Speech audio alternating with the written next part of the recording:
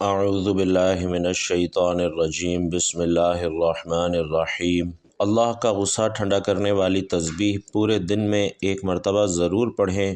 پورا دن اللہ کی رحمت بارش کے قطروں کی طرح برسے گی۔ ناظرین، دنیا کے ہر کونے میں ہر انسان کسی نہ کسی پریشانی، تنگی یا دکھ سے گزر رہا ہے۔ کوئی مال کی تنگی میں ہے، کوئی رشتوں کی الجھنوں میں ہے، کوئی صحت کے مسائل میں ہے اور کوئی دل کی بے چینی میں ہے۔ انسان پر جب ہر دروازے دستک دے کر مایوس ہو جاتا ہے تو ایک در ہے جو کبھی بند نہیں ہوتا، اور وہ اللہ کا در ہے۔ وہ رب جو اپنی رحمت کو اپنے غضب پر غالب رکھتا ہے، وہ رب جو اپنے بندے کی صرف ایک آہ پر اپنا قہر واپس کھینچ لیتا ہے۔ اللہ رب العزت کے صفاتی ناموں میں سے ایک نام الرحمن ہے، یعنی نہایت مہربان۔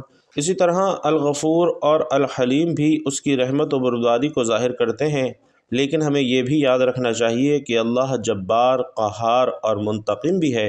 جب بندہ حد سے تجاوز کرتا ہے، ظلم کرتا ہے، گناہوں کی دلدل میں اترتا جاتا ہے تو کبھی کبھی رب کائنات غضبناک بھی ہو جاتا ہے، لیکن اللہ تعالیٰ نے اپنے غضب کو ٹھنڈا کرنے کے لیے اپنے کلام میں ایسے راز چھپا دیے ہیں جن کو ہم تسبیحات کہتے ہیں، اور یہ وہ الفاظ ہیں کہ جنہیں پڑھ کر نہ صرف بندے کے گناہ معاف ہوتے ہیں بلکہ اللہ کا غضب بھی ٹھنڈا ہو جاتا ہے اور اس کی رحمت بارش کے قطروں کی طرح برسنے لگتی ہے۔ رسول اللہ صلی اللہ علیہ وسلم کا فرمان مبارک ہے کہ جب بندہ اللہ کا ذکر کرتا ہے تو اللہ کی رحمت اس پر چھا جاتی ہے، فرشتے اس کے لیے دعائیں کرتے ہیں اور اللہ کی ناراضی دور ہو جاتی ہے۔ ایک ایسی ہی تسبیح جس کا ذکر احادیث میں آیا ہے وہ ہے سبحان اللہ و بحمدہ سبحان اللہ العظیم۔ اور ناظرین، یہ دو جملے اللہ کے وہ کلمات ہیں جو اس کے سب سے پسندیدہ الفاظ میں سے ہیں۔ ان کلمات کی عظمت کا اندازہ اس بات سے لگایا جا سکتا ہے کہ نبی کریم صلی اللہ علیہ وسلم نے فرمایا کہ یہ دونوں کلمات اللہ کو بہت محبوب ہیں، زبان پر ہلکے، میزان میں بھاری اور اللہ کے نزدیک محبوب ہیں۔ ناظرین، یہ تسبیح نہ صرف بندے کے گناہوں کو مٹاتی ہے بلکہ اللہ کے غصے کو بھی ٹھنڈا کرتی ہے۔ حدیث شریف میں آیا ہے کہ جس نے دن میں ایک مرتبہ سبحان اللہ و بحمدہ 100 مرتبہ پڑھا، اس کے تمام گناہ معاف کر دیے جاتے ہیں، خواہ وہ سمندر کی جھاگ کے برابر کیوں نہ ہو۔ تو ناظرین، یہ تسبیح ایک ایسا روحانی عمل ہے جو نہایت آسان ہے مگر اس کا اثر بے حد گہرا ہے۔ اللہ رب العزت کو جب اس کے بندے کی عاجزی، ندامت اور ذکر محسوس ہوتی ہے تو وہ فوراً اپنی رحمت کے دروازے کھول دیتا ہے، اور ایسے وقت میں جب دنیا فتنوں سے بھری ہوئی ہے، انسان گناہوں کی آلودگی میں گھرا ہوا ہے اور نافرمانی عام ہو چکی ہے، تو بھائیوں اور بہنوں، ہمیں ان تسبیحات کی طرف پلٹنے کی اشد ضرورت ہے۔ جو تسبیح اللہ کا غصہ ٹھنڈا کر دے، وہی تسبیح ہماری زندگی کے بگڑے حالات سنوار سکتی ہے، ہماری دعاؤں کو مقبول کروا سکتی ہے اور ہماری آخرت کو روشن بنا سکتی ہے۔ دنیا میں بے شمار قوتیں ہیں، بے شمار طاقتیں ہیں، حکومتیں ہیں، لیکن ان سب سے بالا اور برتر ذات صرف اور صرف اللہ رب العزت کی ہے۔ وہ خالق ہے، مالک ہے، رب ہے، رازق ہے، وہی قہار بھی ہے، رحمان بھی ہے، اور اس کا ہر فعل عدل پر مبنی ہے، ہر فیصلہ حکمت سے بھرپور ہے، اور اس کی ہر صفت ایک مکمل حقیقت ہے۔ مگر انسان کی عقل اکثر ایک سوال میں الجھتی ہے کہ کیا اللہ صرف رحم کرنے والا ہے یا وہ ناراض بھی ہو سکتا ہے؟ تو ناظرین، اللہ کے غضب اور اس کی رحمت کا قرآن و حدیث کی روشنی میں موازنہ کیا جائے کہ اللہ تعالیٰ کی صفت غضب یعنی ناراضگی قرآن مجید میں کئی مقامات پر بیان ہوئی ہے، لیکن یہ بات انتہائی اہم ہے کہ اللہ کا غضب کبھی بغیر وجہ کے ظاہر نہیں ہوتا۔ وہ اپنی مخلوق پر بے حد مہربان ہے، مگر جب انسان سرکشی، نافرمانی اور ظلم کی حد پار کر لیتا ہے تو اللہ کے غضب کی چنگاریاں بھڑک اٹھتی ہیں۔ اگر ہم قرآن میں اللہ کے غضب کا بیان دیکھیں تو سورۃ البقرہ میں ارشاد ہوتا ہے، اور ان پر اللہ کا غضب نازل ہوا، یہ اس لیے کہ وہ اللہ کی آیات کا انکار کرتے، نبیوں کو ناحق قتل کرتے اور نافرمان اور حد سے بڑھنے والے تھے۔ یہ آیت یہود کے اعمال پر نازل ہوئی جنہوں نے اللہ کی نعمتوں کے باوجود انکار کیا اور حد سے تجاوز کیا۔ اسی طرح سورۃ المائدہ میں اللہ رب العزت ارشاد فرماتے ہیں کہ تم ان میں سے بہتوں کو دیکھو گے کہ وہ کافروں سے دوستی کرتے ہیں، یقیناً وہ کچھ کرتے ہیں، یقیناً وہ جو کچھ کرتے ہیں وہ برا ہے، جس پر اللہ کا غضب نازل ہوتا ہے اور وہ ہمیشہ کے لیے عذاب میں رہیں گے۔ اسی طرح سورۃ الفتح میں ارشاد باری تعالی ہے، اور ان پر اللہ کا غضب ہے، اور اس نے ان پر لعنت کی اور ان کے لیے جہنم تیار کی، اور وہ کیا ہی برا ٹھکانہ ہے۔ بھائیوں اور بہنوں، یہ تمام آیات اس حقیقت کو واضح کرتی ہیں کہ اللہ کا غضب ناحق نہیں ہوتا، بلکہ کفر، ظلم، نفاق اور اللہ اور اس کے رسول کی نافرمانی کے بعد ہی ظاہر ہوتا ہے۔ اسی طرح اللہ کی رحمت ہر چیز پر غالب ہے۔ جہاں قرآن میں اللہ کے غضب کا ذکر موجود ہے، وہیں اس کی رحمت کا بیان کئی گنا زیادہ بیان کیا گیا ہے۔ اللہ کی رحمت اس کی غضب سے کئی زیادہ ہے، اور نبی علیہ السلام فرماتے ہیں کہ اللہ رب العزت نے رحمت کو 100 حصوں میں تقسیم کیا۔ ایک حصہ دنیا میں رکھا جس سے مخلوق ایک دوسرے پر رحم کرتی ہے، باقی 99 حصے اس نے اپنے لیے محفوظ رکھے ہیں قیامت کے دن کے لیے۔ اسی طرح قرآن میں اللہ کی رحمت کا بیان سورۃ الاعراف میں اس طرح ہے کہ میری رحمت ہر چیز پر وسیع ہے۔ اور ناظرین، یہ وہ آیت ہے جو اللہ کے اس فرمان کو بیان کرتی ہے کہ وہ اپنے بندوں پر رحم کرنے والا ہے، چاہے وہ کتنے ہی گنہگار کیوں نہ ہوں۔ اسی طرح سورۃ الزمر میں ارشاد ہوتا ہے، کہہ دو اے میرے بندو جنہوں نے اپنی جانوں پر زیادتی کی، اللہ کی رحمت سے نا امید نہ ہو، بے شک اللہ سارے گناہ معاف کر دیتا ہے۔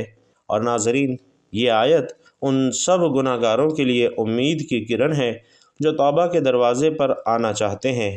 اسی طرح سورۃ النحل میں ارشاد باری تعالی ہے، اگر تم اللہ کی نعمتوں کو گننے لگو تو ان کو شمار نہ کر سکو گے۔ یہ اس کی رحمت کی وسعت کا اظہار ہے جو ہر لمحہ ہمارے ارد گرد ہے۔ اللہ کی رحمت کے بیان پر رسول اللہ صلی اللہ علیہ وسلم سے ایک حدیث قدسی روایت ہے کہ میری رحمت میرے غضب پر غالب آ چکی ہے۔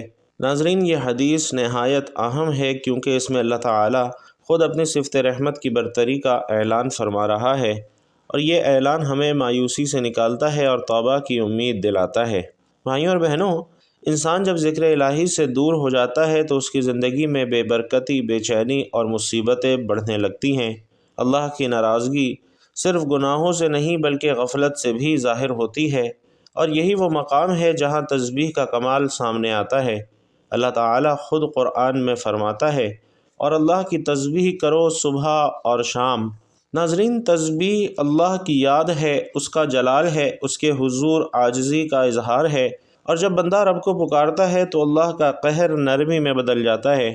یہ دنیا ایک امتحان گاہ ہے جہاں انسان کے اعمال اسے اللہ کی رحمت کے قریب بھی لے جا سکتے ہیں اور اس کے غضب کے قریب بھی لے جا سکتے ہیں، لیکن اللہ نے ہر لمحہ بندے کو واپس پلٹنے کا موقع دیا ہے، اور یہ موقع توبہ، دعا اور ذکر کے ذریعے ہی ممکن ہے۔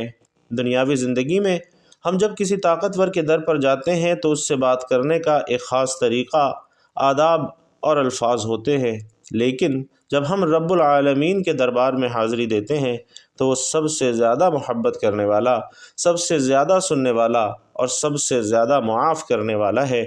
اس رب کو راضی کرنے کے لیے جو سب سے خوبصورت ذریعہ ہے وہ تسبیح ہے۔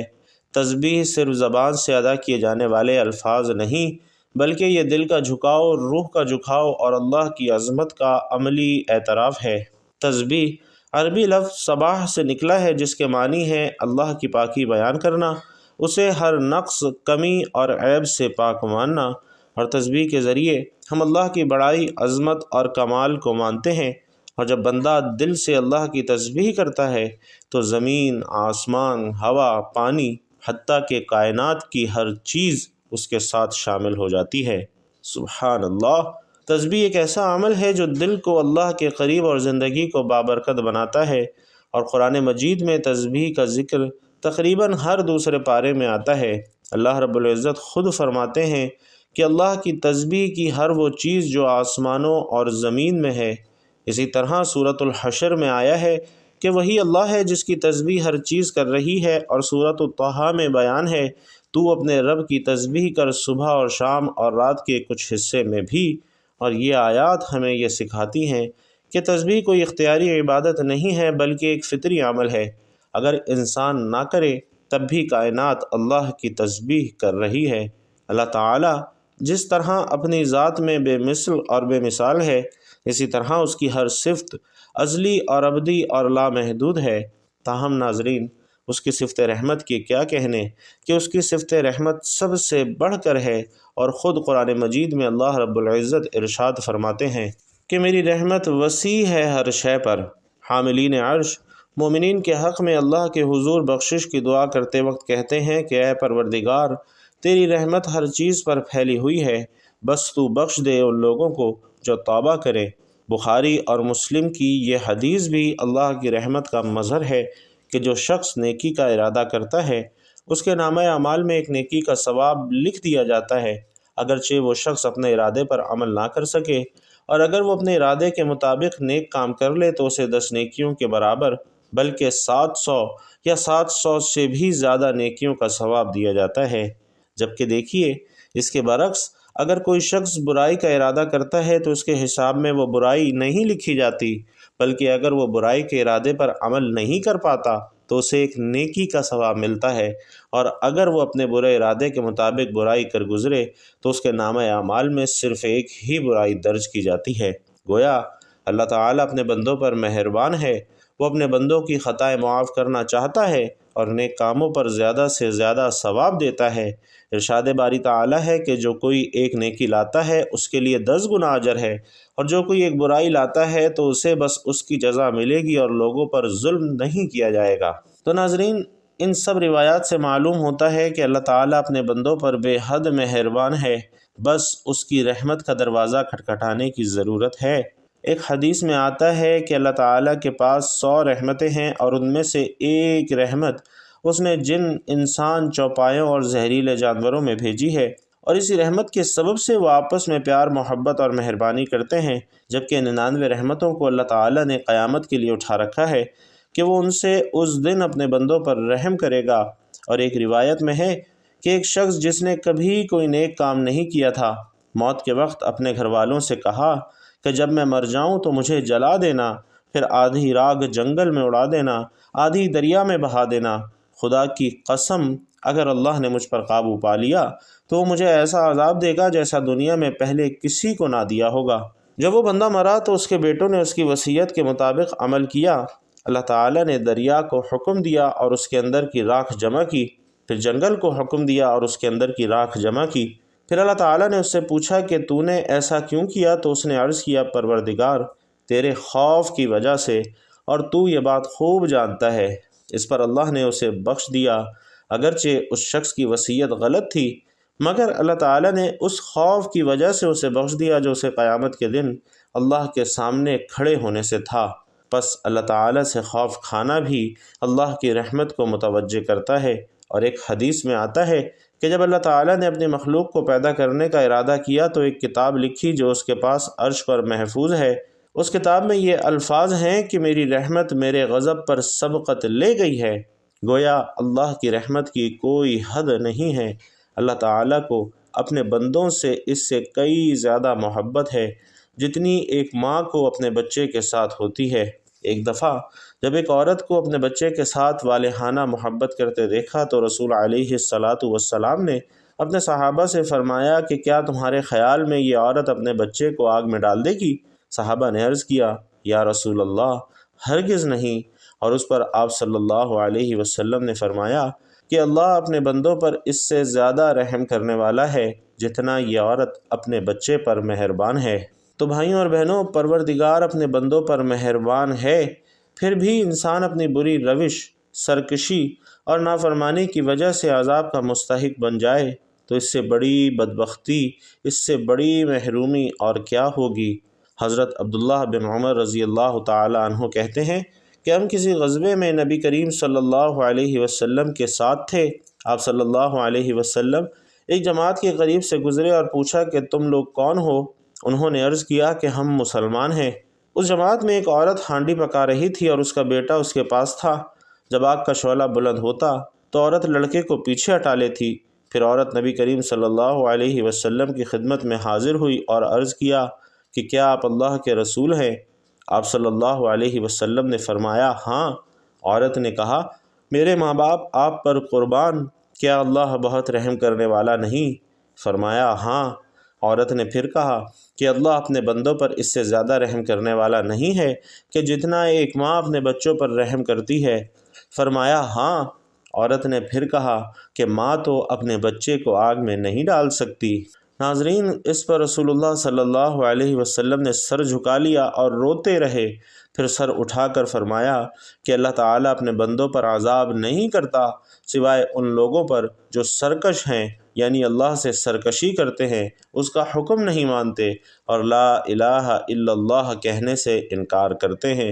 جن احادیث میں اللہ تعالیٰ کی بے پایاں رحمت اور مغفرت کا مطلق ذکر ہے، وہاں یہ بات بھی حقیقت ہے کہ اللہ کے ساتھ شرک کرنا وہ گناہ ہے جس کے متعلق اللہ تعالیٰ نے قرآن مجید میں ایک سے زائد مقامات پر دو ٹوک انداز میں فرما دیا ہے کہ شرک اللہ کے نزدیک ناقابل بخشش گناہ ہے۔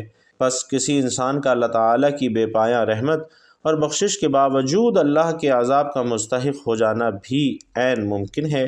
تو معلوم ہوا کہ اللہ تعالیٰ کی بے پایاں رحمت اور مغفرت کا امیدوار ہونے کے لیے لازم ہے کہ بندہ اپنے آپ کو نیک اعمال اور توبہ اور استغفار کے ذریعے اس کا اہل بنانے کی کوشش کرتا رہے، اللہ تعالیٰ کے احکامات کو مانے، حقوق اللہ اور حقوق العباد کی ادائیگی کی حتی الامکان کوشش کرے، اللہ کے غضب کو دعوت دینے والے کام نہ کرے، استغفار کو اپنا شعار بنائے، شرکیہ امور سے سخت اجتناب کرے، کیونکہ شرک بندے کو اللہ کی بے پایاں رحمت سے محروم کر دیتا ہے، اور قرآن مجید میں آتا ہے کہ بے شک جس نے شریک ٹھہرایا اللہ کا، پس حرام کی اللہ نے اس پر جنت اور اس کا ٹھکانہ دوزخ ہے۔ تو محترم ناظرین، وقت کی نزاکت کو مد نظر رکھتے ہوئے آج کے وظیفے کی جانب چلتے ہیں۔ آپ نے سب سے پہلے حضور پاک صلی اللہ علیہ وسلم کی ذات اقدس پر درود پاک کا نذرانہ پیش کرنا ہے۔ درود پاک آپ کوئی سا بھی پڑھ سکتے ہیں، آپ چاہیں تو آسان اور مختصر سا درود صلی اللہ علیہ وآلہ وسلم پڑھ لیں یا صلی اللہ علی محمد پڑھ لیں، یا پھر نماز والا درود یعنی درود ابراہیمی پڑھ لیں۔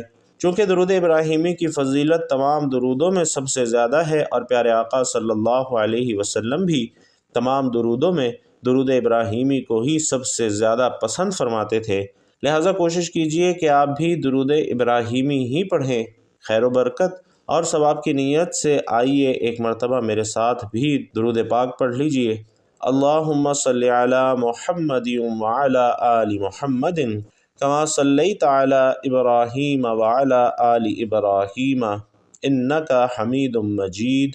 اللہم بارک علی محمد وعلی آل محمد کما بارکت علی ابراہیم وعلی آل ابراہیم انک حمید مجید۔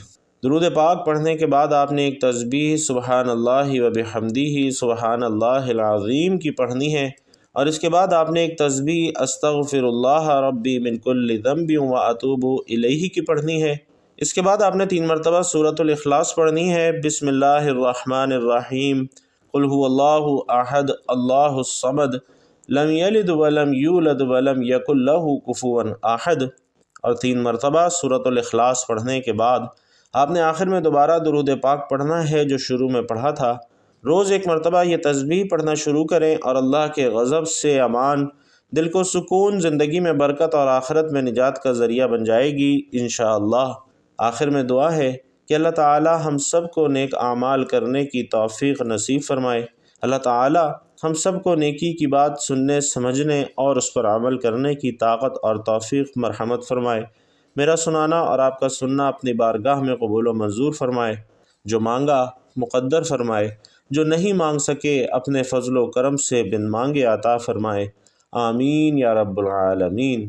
ناظرین، آخر میں آپ سے گزارش ہے کہ اگر آپ اپنے رزق میں وسعت، برکت اور کشادگی چاہتے ہیں تو اللہ تعالیٰ کا انتہائی طاقتور صفاتی نام یا رحمانو کمنٹ باکس میں ضرور لکھتے جائیے گا، کیونکہ جب اللہ کو اس طاقتور صفاتی نام سے پکارا جاتا ہے تو اللہ کی رحمت جوش میں آ جاتی ہے، اور پھر اللہ سے جو کچھ مانگا جائے اللہ پاک ضرور عطا فرماتا ہے۔ تو یا رحمانو کمنٹ باکس میں ضرور لکھتے جائیے گا۔ اللہ تبارک و تعالی آپ سب کا حامی و ناصر ہو، آمین یا رب العالمین۔